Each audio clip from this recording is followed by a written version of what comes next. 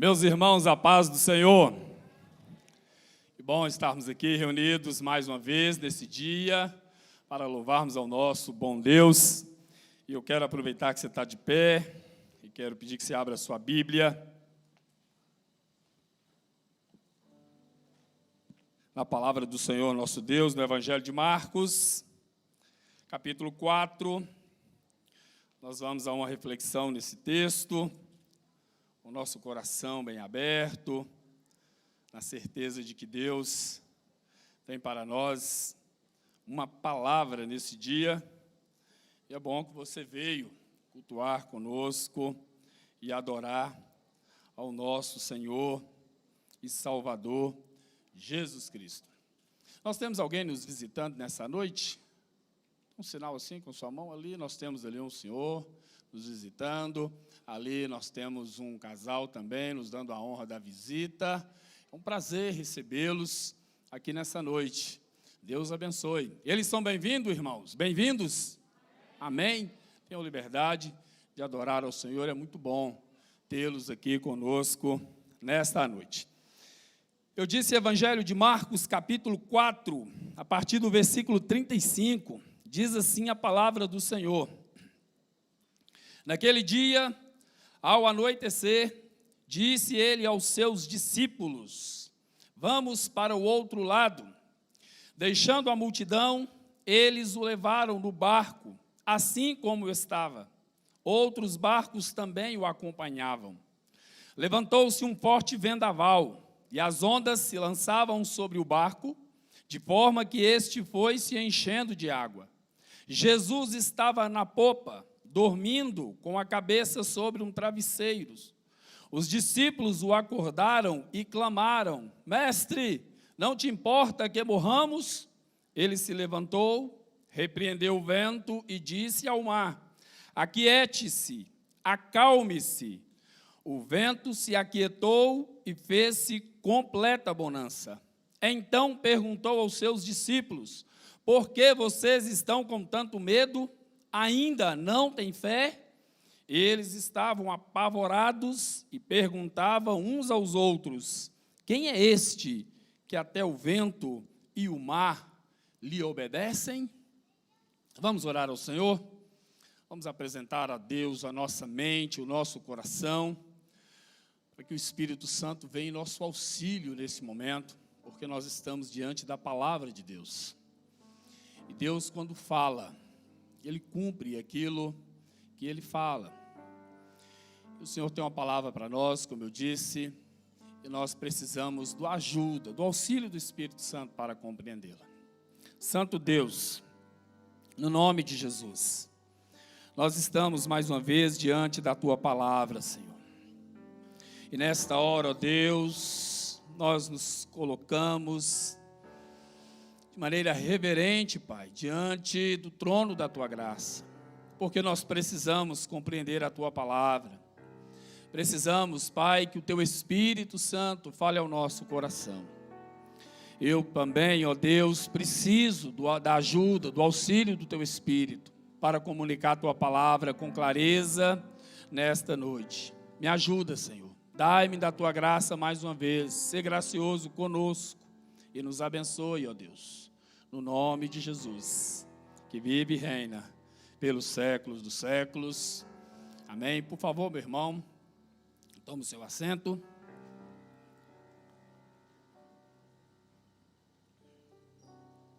Baseado nesse texto, eu falei hoje pela manhã sobre as tempestades da vida. E quero novamente compartilhar com os irmãos esta palavra nesta noite. Até porque todos nós estamos cientes de que o ano de 2020 está sendo um ano difícil, um ano muito complicado. São muitas lutas, muitas provações, muitos vendavais. E nós precisamos, à luz da palavra, compreender qual é a vontade de Deus e por que Deus permite que passemos por situações tão difíceis. como muitos de nós estamos passando. Só para os irmãos terem uma ideia do que eu estou falando, por esses últimos dias, nós tivemos algumas dificuldades muito grandes. Digo nós igreja, nós povo, nós famílias desta igreja. Assim que retornei das minhas férias, eu recebi a notícia de 2 irmãs que partiu para o Senhor. E as famílias encarando aquilo naturalmente com muita dificuldade. 3 dias depois, uma outra irmã dessa igreja perdeu seu pai. E uma outra irmã sepultou sua mãe. E enquanto eu estava visitando essa 4ª família, ou quando estava me preparando na semana passada para visitar essa 4ª família enlutada, eu recebi um telefonema. E uma irmã também aqui dessa igreja me ligou: pastor, pelo amor de Deus, meu irmão acabou de falecer. Meu irmão morreu, pastor. E aí, conversando com essa irmã, saí para poder visitar outra irmã e depois vamos lá dar o suporte. Outro irmão também perdeu a avó. E aí, só para os irmãos terem uma noção de como os dias têm sido difíceis para todos nós, para esses queridos irmãos que sofrem a perda dos seus parentes.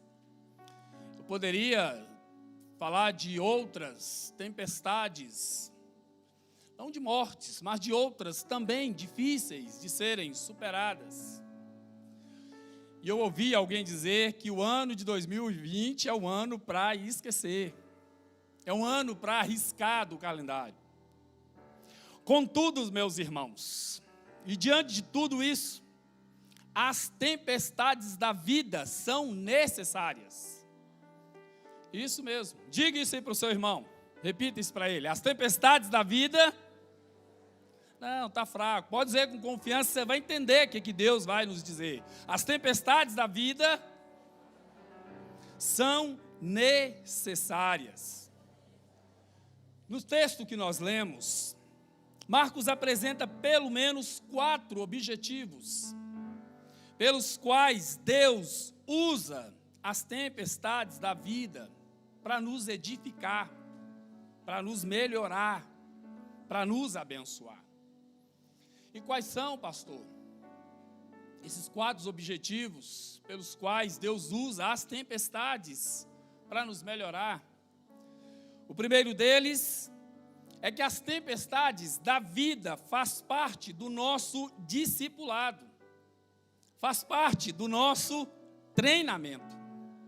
Se você olhar para o início do capítulo 4, Marcos, a partir do versículo 1, ele diz que Jesus estava cercado por uma numerosa multidão às margens do lago de Genezaré.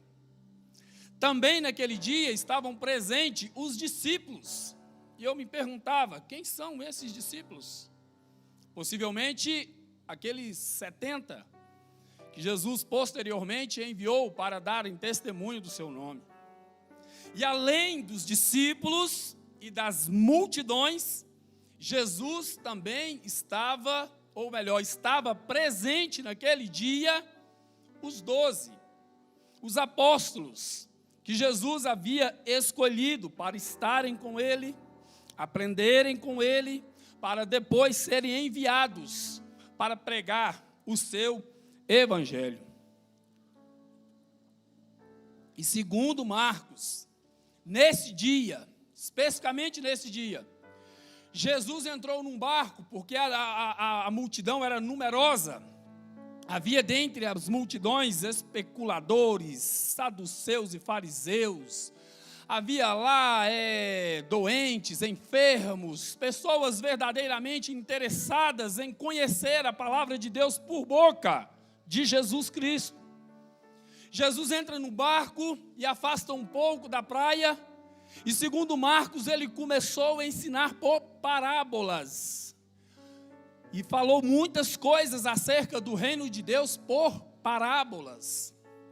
Num dado momento daquele dia, Eu suponho que durante um intervalo, para que as pessoas pudessem se alimentar, dar uma esticada, dar uma volta, os discípulos e os 12, veja o versículo de número 10 do capítulo 4, quando ele ficou sozinho, possivelmente durante um intervalo, os 12 e os outros que estavam ao seu redor lhe fizeram perguntas acerca das parábolas. Ele lhes disse: a vocês foi dado o mistério do reino de Deus, mas aos que estão de fora, os especuladores, os inimigos, os interessados somente em milagres que estavam ali presentes, Jesus diz: tudo é dito a eles por parábolas, por enigmas, a fim de que, ainda que vejam, não percebam, ainda que ouçam, não entendam, de outro modo poderiam converter-se e ser perdoados. Mas eles estavam lá para outras coisas, não para serem instruídos acerca da salvação. E Jesus disse: é por isso que eu falo com vocês por parábolas, é por isso que eu ensino por parábolas. E depois disso, se você continuar no capítulo 4, Jesus continua o seu seminário no lago de Genezaré. E ele vai falar de outras parábolas, como diz o versículo 33 do capítulo 4. Mas antes, Marcos diz que ele ensinou 3 parábolas. Ele falou da parábola da candeia, da parábola da semente e depois da parábola do grão de mostarda. E depois, ao final daquele dia, naquele mesmo dia, ao final, Jesus resolve dar uma lição prática para os seus discípulos, para os 12, os apóstolos que ele havia escolhido. E qual é essa lição, pastor? Ele vai dizer no versículo 35, naquele dia ao anoitecer, disse ele aos seus discípulos: vamos para o outro lado do lago. Jesus tinha a intenção de dar uma lição prática para os seus discípulos. Ao final daquele dia, os seus discípulos teriam uma experiência muito especial com Jesus.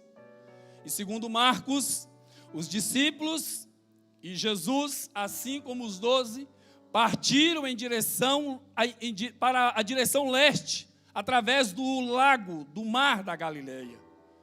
Jesus tinha, como eu disse, uma importante lição a dar aos seus discípulos. Durante a travessia daquele lago, levantou-se, segundo Marcos, um forte vendaval. Um vento muito forte, uma terrível tempestade. E eu entendo que o próprio Deus se encarregou de colocar Jesus e os seus discípulos, a quem ele queria dar uma importante lição prática, um treinamento. Ele enviou então uma grande tempestade. O que é isso, pastor? O senhor está falando que Deus faz isso? Sim.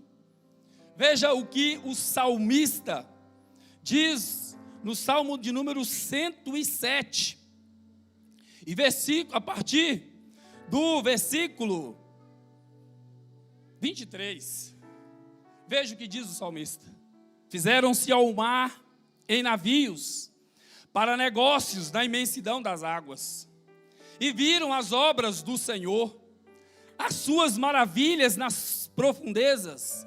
Deus falou e provocou um vendaval que levantava as ondas, subiam aos céus e desciam aos abismos. Diante de tal perigo, perderam a coragem, cambaleavam, tontos como bêbados, e toda a sua habilidade foi inútil. Na sua aflição clamaram ao Senhor, e Ele os tirou da tribulação em quem se encontrava. Reduziu a tempestade a uma brisa, e serenou as ondas.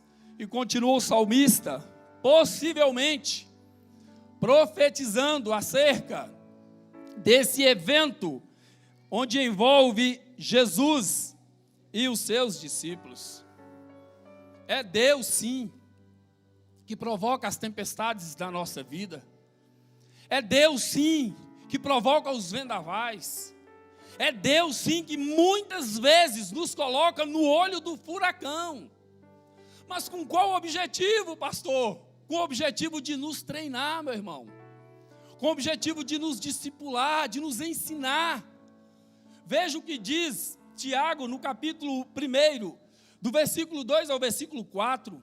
Meus irmãos, considerem motivo de grande alegria o fato de passarem por diversas provações, pois vocês sabem que a prova da sua fé produz perseverança, e a perseverança deve ter ação completa, a fim de que vocês sejam maduros e íntegros, sem lhes faltar coisa alguma.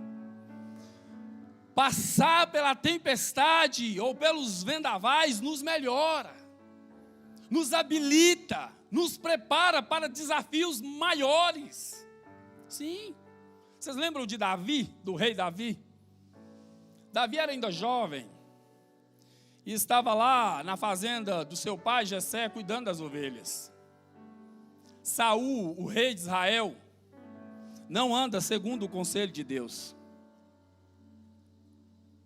Deus aparece a Samuel e fala: olha, eu desisti de Saul. Esse aí não tem jeito para ele não. Vá lá em Belém, na casa de Jessé, e unge um rei para mim. Samuel foi, ungiu Davi. O que acontece com Davi, o tranquilo Davi, lá na fazenda do pai, cuidando das ovelhas? A vida de Davi é virada de ponta cabeça, porque assim que ele ingressa no exército de Saul, Saul, por inveja, começa a perseguir Davi. E Davi agora, é necessário Davi agora viver pelos desertos, pelos vales, entre os inimigos, fugindo da fúria de Saul. E enquanto Davi está fugindo de Saul, passando por diversas situações difíceis, nos desertos, nos vales, diante dos inimigos, Deus estava forjando aquele guerreiro, aquele grande rei, que iria um dia honrar o nome do Senhor sobre o trono de Israel. Quantos salmos o rei Davi escreveu? Olhe para os salmos que ele compôs e veja como ele fala acerca das suas dificuldades, das suas tribulações, e ele tinha consciência que Deus estava preparando ele para o trono, para o reino, para governar a nação de Israel. Meu irmão, as tempestades, elas são necessárias sim. E o objetivo de Deus trazê-las sobre nós é nos melhorar, nos treinar. Jesus passou o dia inteiro conversando com seus discípulos, falando acerca do poder de Deus, falando por meio de parábolas, ensinando os seus discípulos.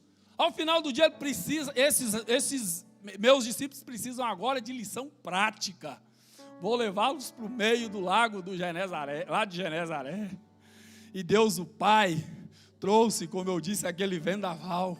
Jesus estava dando uma lição para os seus discípulos. Jesus estava treinando os seus discípulos, estava preparando os seus discípulos. Você está entendendo o objetivo das tempestades nas nossas vidas? Você consegue compreender isso? Deus, na sua bondade, na sua graça, quando nos escolheu em Cristo Jesus, não nos colocou na sua igreja, entre o seu povo, em banco de igreja para ficar com braços cruzados. Não, meu irmão. Jesus não te salvou só para você ficar todo domingo ouvindo a palavra, ouvindo a Bíblia. Jesus não te chamou para você ficar só acumulando conhecimento. Não. Jesus te chamou para servi-lo, para encarar esse mundão com as suas hostes malignas e pregar o seu precioso evangelho. Mas para isso você precisa passar pelos vendavais e pelas tempestades. Você está entendendo? Não é aquela mensagem da ô glória. Mas é verdade, meu irmão. Olha o que Pedro diz no capítulo 1 da primeira carta que ele escreveu, no versículo 6 e 7. Nisso vocês exultam, ainda que agora por um pouco de tempo devam ser entristecidos por todo tipo de provação. Assim acontece para que fique comprovado que a fé que vocês têm, muito mais valiosa do que o ouro que perece, mesmo que refinado pelo fogo, é genuína e resultará em louvor, glória e honra, quando Jesus Cristo for revelado.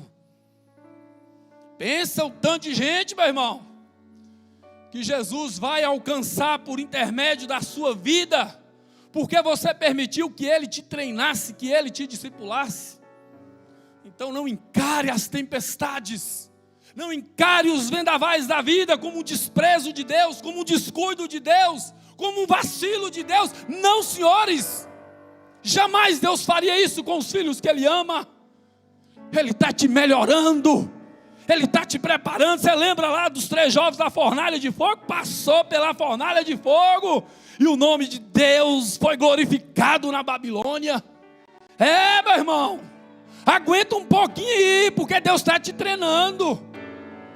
Deixa o lombo arder, meu irmão, porque Jesus está te preparando. Vem coisa grande para você aí. Nós estamos vivendo os últimos tempos na face dessa terra.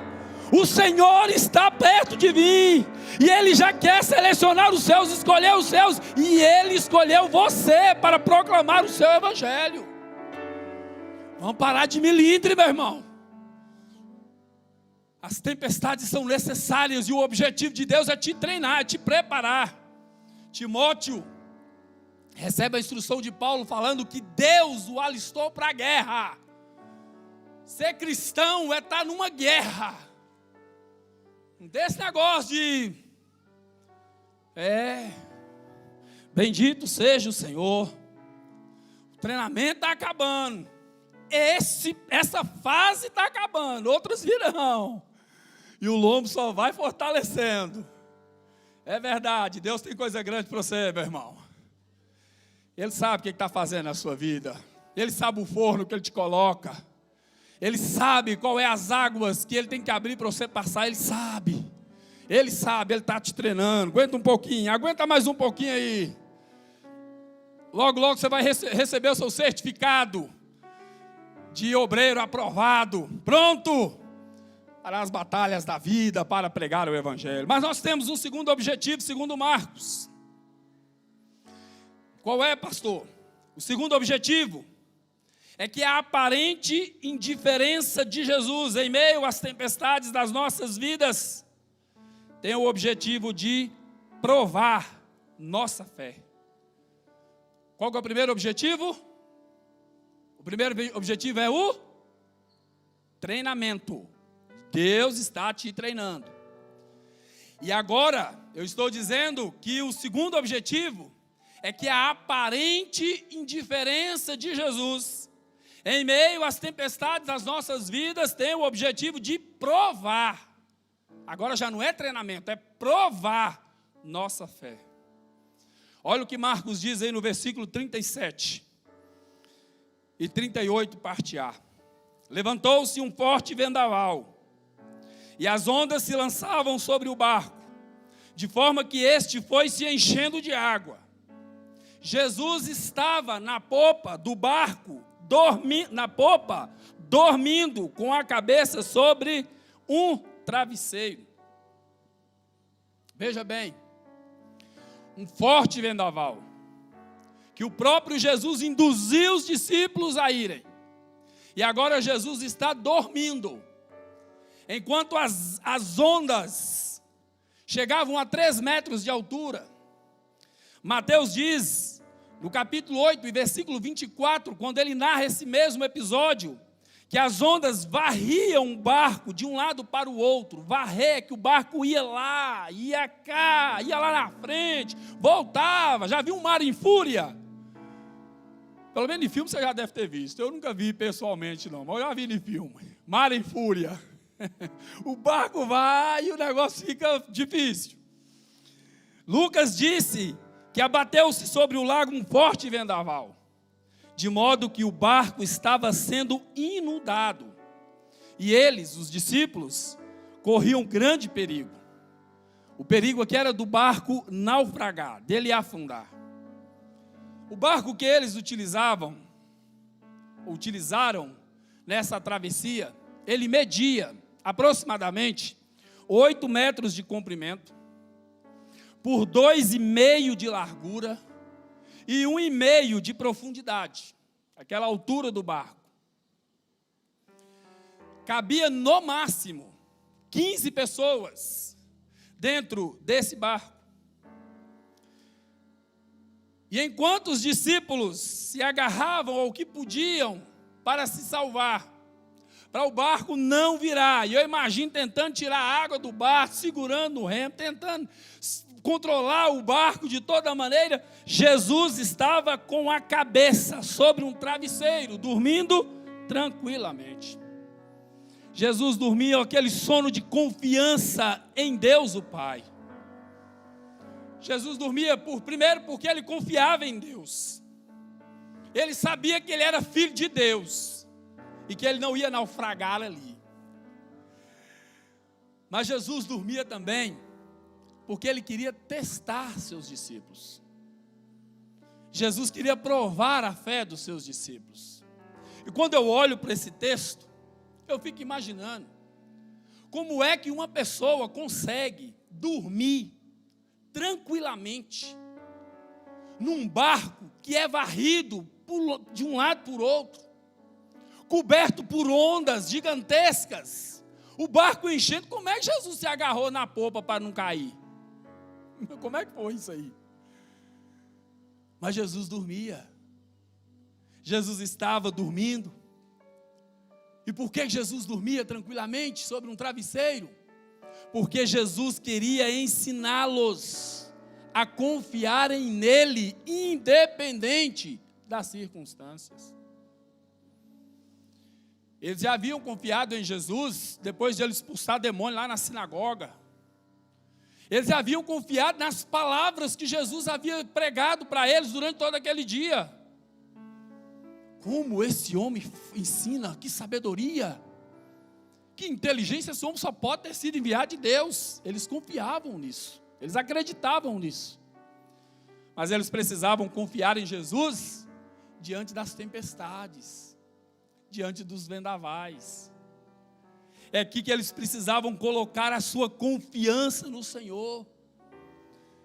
Meu irmão, falar que confiamos em Jesus é fácil.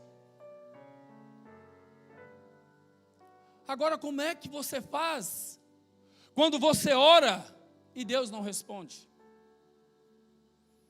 Quando você grita por socorro e o céu parece de bronze? É assim ou não? Há uns 3 anos atrás, nossa família enfrentou uma terrível tempestade. E nós oramos. Nós gritávamos, clamávamos: Deus, Deus, tem misericórdia, Deus. E Deus não respondia. Deus nada falava.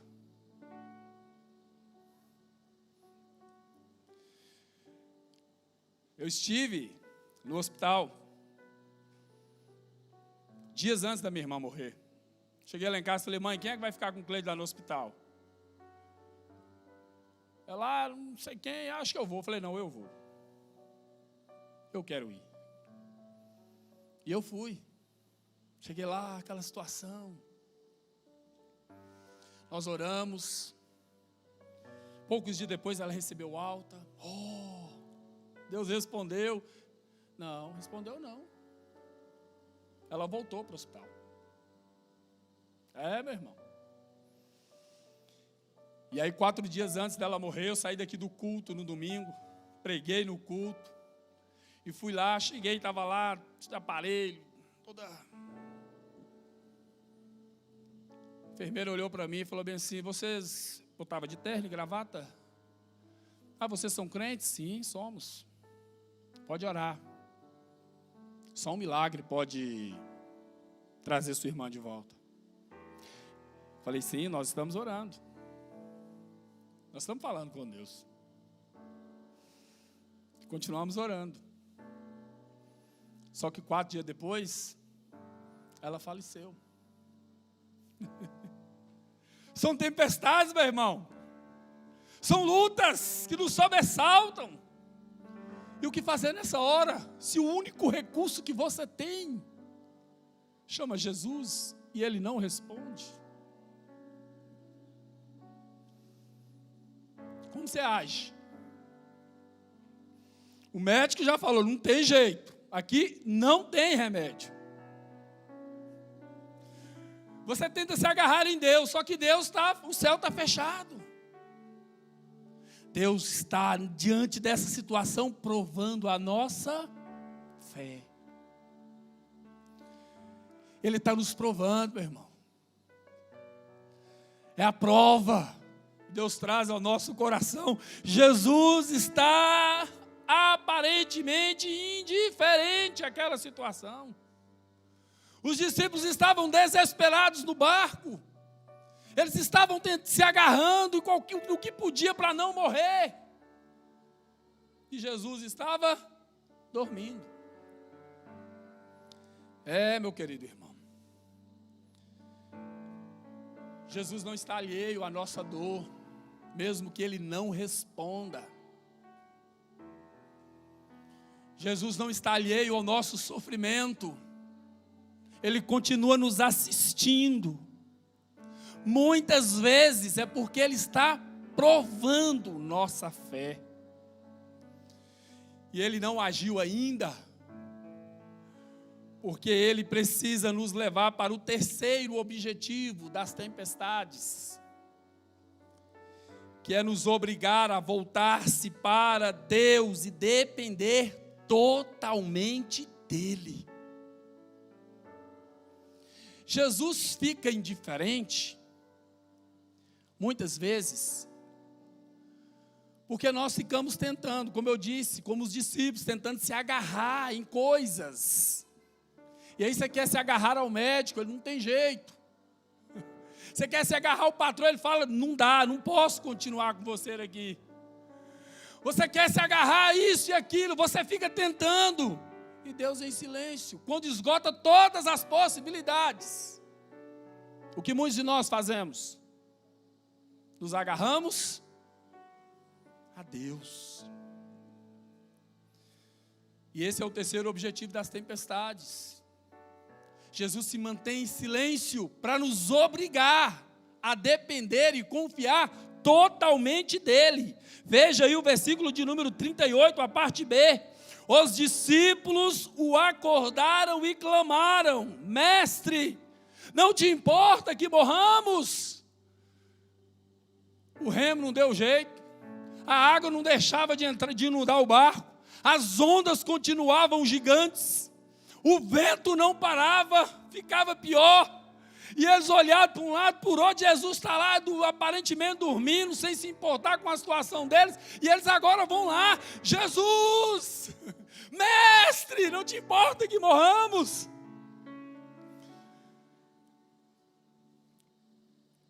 E aí o versículo de número 39 diz: Ele se levantou, repreendeu o vento e disse ao mar: Aquiete-se, acalme-se.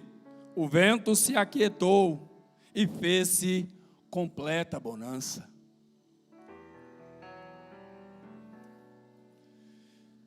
Eu disse aqui hoje de manhã e quero repetir cuidadosamente, para que você nunca mais se esqueça, que o maior perigo que nos ronda não são os vendavais, não são as lutas, as tempestades, as provações, não, senhores. O maior perigo que nos cerca é a incredulidade. O maior problema do ser humano encontra-se dentro dele e não à sua volta. Não são as situações adversas, não são as dificuldades que muitas vezes Deus nos impõe. É a nossa incredulidade. Veja o que Jesus diz no versículo de número 40, depois de repreender aquele vento e acalmar aquela tempestade. ele se volta para os seus discípulos e pergunta: por que é que vocês estão com tanto medo? Ainda não tem fé? Como assim? Em outras palavras, vocês não estiveram comigo hoje, durante todo o dia no seminário que eu dei lá na beira do lago? Não falei com vocês acerca do reino de Deus? Não contei para vocês uma parábola do grão de mostarda? E falei que a fé pode pequenininha, ela tem resultados gigantescos? Vocês não viram os milagres que já operei? Por que é que vocês ainda não têm fé? Por que vocês ainda não acreditam em mim? Não me apresentei a vocês e disse que eu vim com uma missão muito especial de ganhar esse mundo? Por quê? Morreria juntamente com vocês nessas águas turbulentas do lago de Genezaré? Não.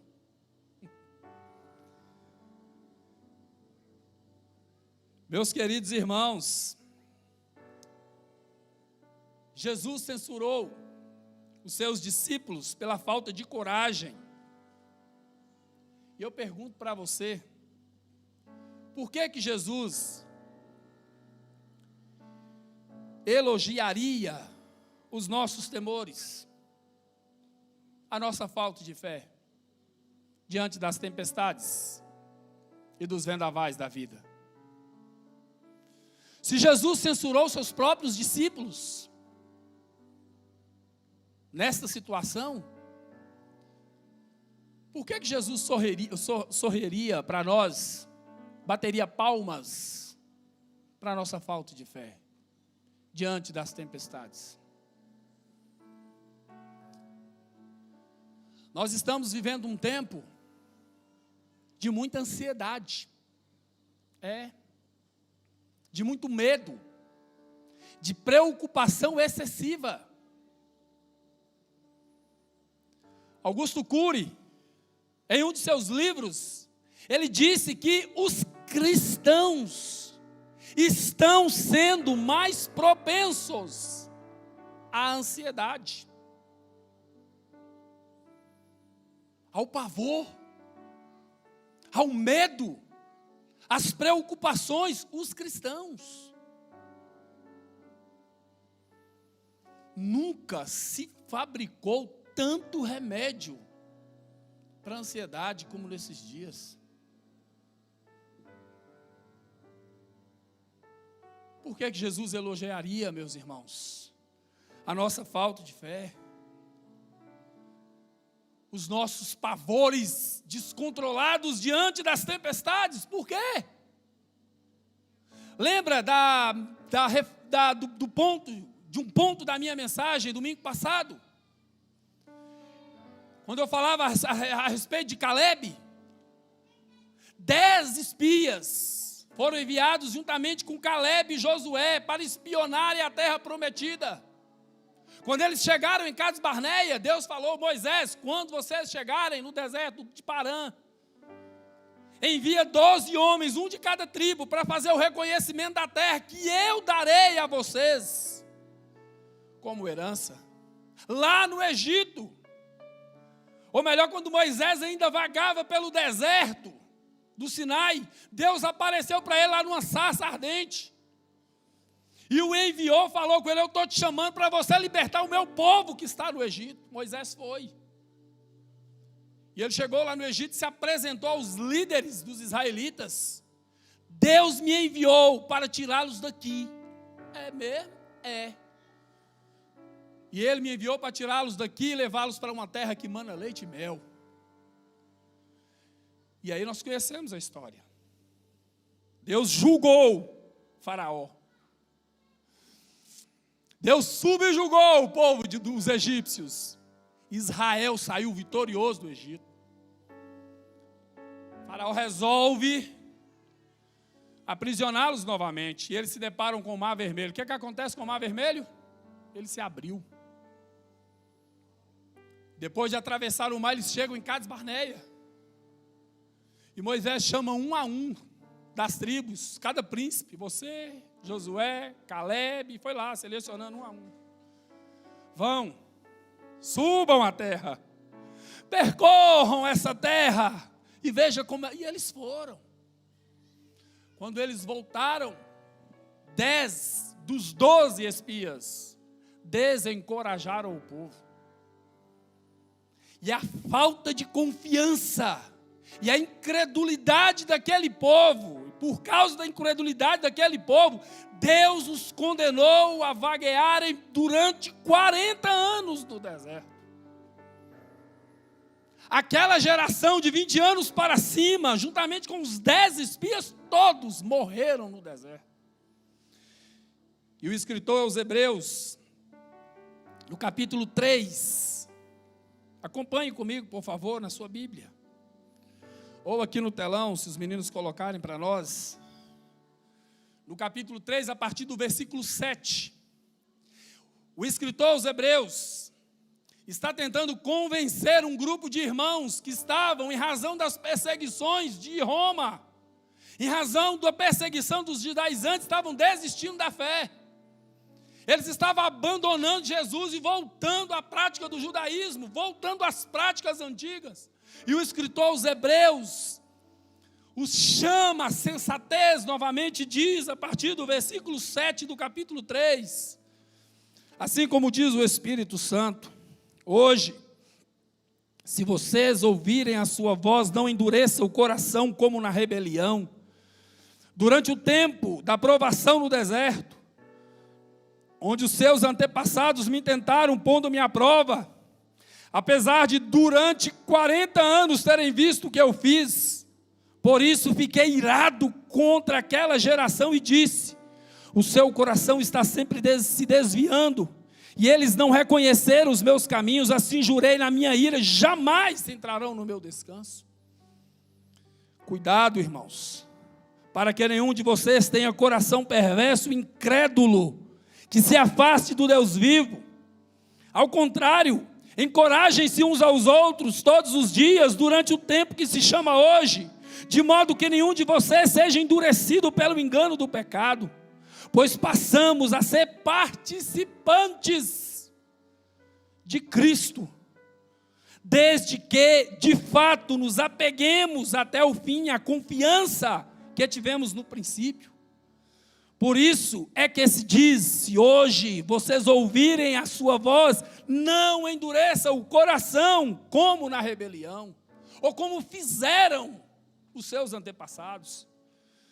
Quem foram os que ouviram e se rebelaram? Não foram todos os que Moisés tirou do Egito? Contra quem Deus esteve irado durante 40 anos? Não foi contra aqueles que pecaram, cujos corpos caíram no deserto? E a quem jurou que nunca haveria de entrar no seu descanso? Não foi aqueles que foram desobedientes? Vemos assim que por causa da incredulidade não puderam entrar. O nosso maior problema não são os vendavais, não são as tempestades. Essa sua luta, meu querido irmão, essa sua luta, minha irmã, não é o seu maior problema. Não é. Mas é a incredulidade. Tomemos cuidado. Jesus não está elogiando os seus discípulos, mesmo depois de ter abençoado ou socorrido. Não. Jesus está dizendo para os seus discípulos como é. Porque vocês estão com medo, ainda não têm fé, ainda não acreditam em mim, mesmo depois de tudo que vocês viram eu fazendo, ainda duvidam do meu cuidado, do meu poder, ainda não depositam totalmente a fé em mim. Jesus se importa sim conosco. Para de ficar dando ouvido ao diabo, irmão. As setas malignas que são lançadas da sua mente. Você lembra de Asaf? homem de Deus, dedicado à casa do Senhor, dedicado à causa do Senhor. Certo dia ele está lá na porta do templo de Jerusalém, eu imagino, assentado, observando o vai e vem das pessoas. Achei que eu estava na ponta do negócio. E de repente, ele observa que os ímpios, os arrogantes, eram fortes, bem vestidos, bem alimentados. E ele olha para o outro lado e ele foi e percebeu que os crentes, os salvos, sofriam pesado. E ele compõe o Salmo 73. E ele nos confessa: quase que eu me desviei. Pouco faltou, como aqui agora, quase. Os meus pés escorregassem e eu viesse. Pouco faltou para eu me desviar. Não dê ouvidos ao diabo, meu irmão. Creia no Senhor. O Senhor permite que as tempestades sobrevenham às nossas vidas, para nós se agarrarmos nele, a Ele. Agarre-se ao Senhor. Dependa totalmente de Jesus, meu irmão. Confia no Senhor durante esse problema que você está passando. Diante dessa dificuldade, se agarre ao Senhor, se agarre a Cristo. Confie totalmente no seu Deus. Jesus é confiável. O Senhor é confiável. E Ele é poderoso para te livrar dessa sua tempestade, dessa sua provação. Creia, creia, creia, creia de todo o seu coração em Jesus. Confie nele. E por último, as tempestades da vida é um meio de Jesus revelar-se a nós, a sua essência, revelar-se a nós quem Ele é. Veja aí o versículo de número 41 de Marcos.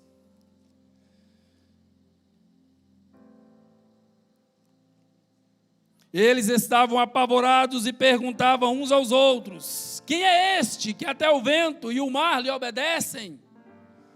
Mateus, no capítulo 8, versículo 27, ele diz: e maravilharam-se os homens, dizendo: quem é este que até os ventos e o mar lhe obedecem? Num misto de maravilha e de pavor, os discípulos se perguntavam: quem é este?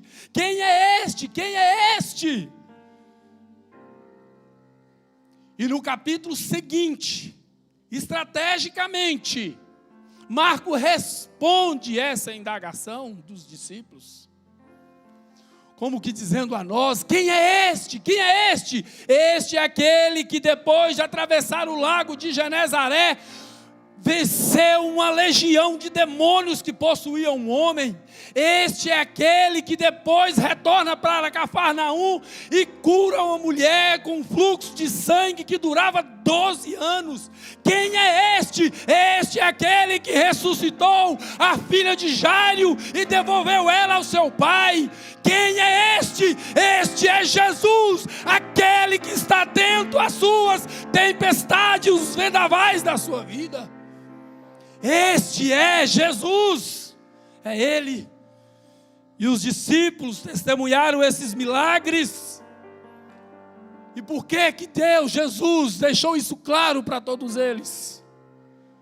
Porque esses homens sairiam pelo mundo testemunhando acerca do poder de Jesus. Estes homens calaram reinos. Esses homens enfrentaram o diabo cara a cara. Esses homens colocavam as mãos sobre os enfermos e eles eram curados. Esses homens estendiam as mãos e o povo era batizado com o Espírito Santo. Esses homens pregavam o evangelho e as pessoas se rendiam a Jesus, porque Jesus se revelou a eles em meio às tempestades e os vendavais da vida. É isso, meu querido irmão, esse é um dos objetivos das tempestades. Jesus quer revelar a você quem Ele é. Jesus quer apresentar-se a você.